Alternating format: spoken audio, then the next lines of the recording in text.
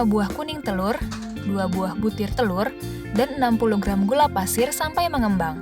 Kemudian masukkan 70 gram tepung terigu sedang sambil diayak dan diaduk rata. Campur 35 gram margarin dan 1 sendok makan air daun suji yang terbuat dari 25 lembar daun suji. Tuang ke dalam adonan sedikit-sedikit sambil diaduk rata. Tuang ke dalam loyang 24 cm yang sudah dialasi dengan kertas dan diolesi margarin. Kukus selama 15 menit di atas api sedang sampai matang, kemudian angkat.